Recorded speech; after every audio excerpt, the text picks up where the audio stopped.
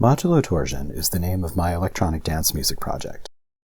I'm Sam Nelson, a mathematician specializing in low-dimensional topology and a goth and industrial dance club DJ since the late 1990s. In this video, I will show you my process for composing and creating music using topology, music that I call topological dance music. Let's get started. First, what is topology? I like to describe it as a kind of qualitative geometry, where shapes are equivalent if they can be continuously deformed into each other without cutting or gluing.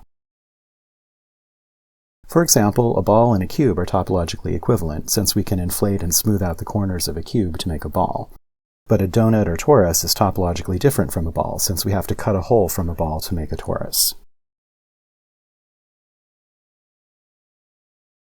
One of the most effective tools we topologists have for studying shapes in various dimensions is the different kinds of knots that can be tied inside them.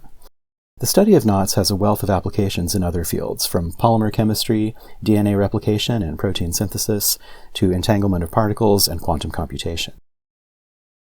In my research, I study ways of distinguishing knots using algebraic structures called homsets, which can be visualized in terms of attaching numbers to the segments of a knot according to certain mathematical rules.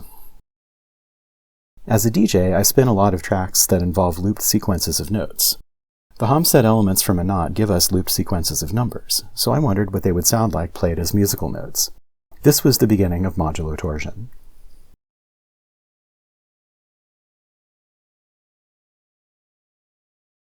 For today's song, we'll be using a homset from the 6-1 knot. I chose one element to give us a bass line and two more to give us leads.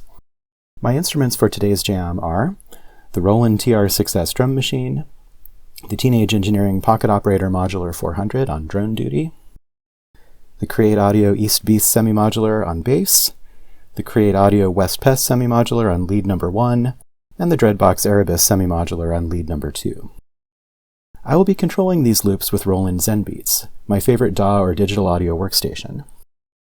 I like to use ZenBeats on my laptop as a sequencer and MIDI controller. ZenBeats includes several high-quality software synthesizers, and is compatible with many more, so it's possible to make songs entirely on the laptop. More about that shortly. In the other direction, we can use non-computer hardware sequencers to do so-called DAW-less jamming, or for that matter, even get actual human collaborators to play the various other parts to create a song.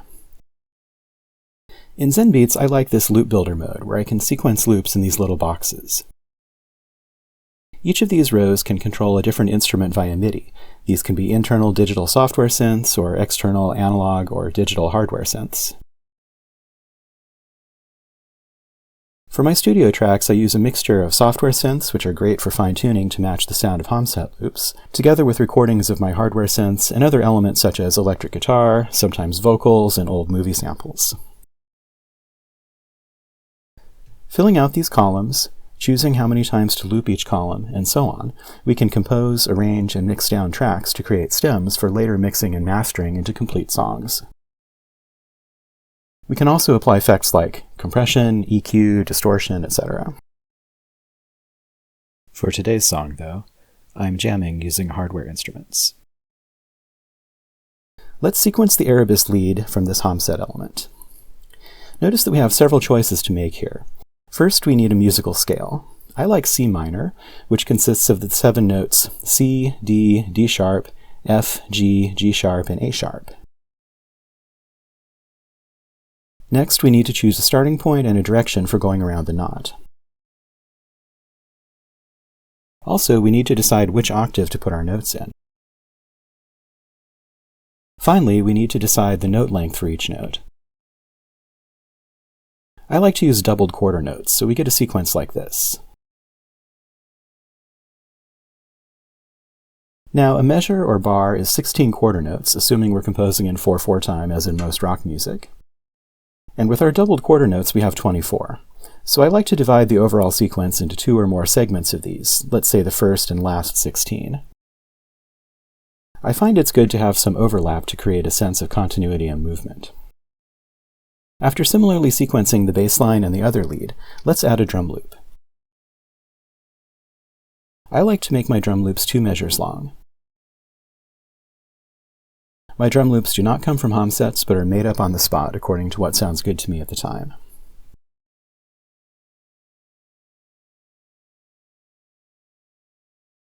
During the jam performance, I can stop and start each instrument loop using Zen beats, which keeps the loops synchronized by a MIDI clock. The hardware instruments have a lot of their own controls too, like these faders for the drum sounds on the TR-6S, and the various parameter knobs and patch points on the other hardware synths. The drone part does not need sequencing, it just drones as long as it's on, so we'll control it from the hardware directly without MIDI. A lot of electronic music uses changing synth parameters as musical elements. For instance, here's an example of something called a filter sweep.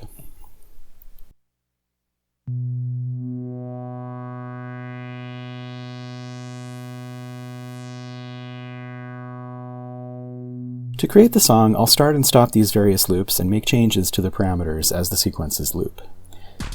I tend to think of my role here as a little bit more like a conductor for an orchestra rather than a traditional instrument player. Let's check how it sounds.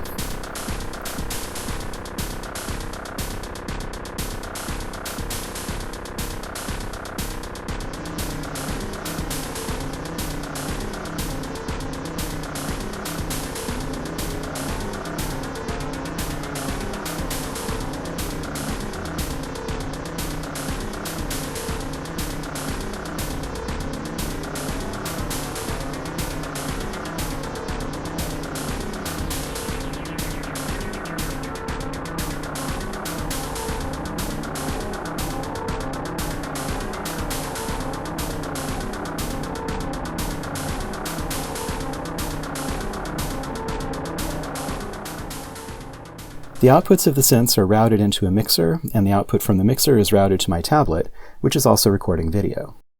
To keep things interesting, I have set up another tablet to film from a second angle. Note that the song will not be editable or remixable, it's just one continuous live take. I think that about covers it. Let's jam.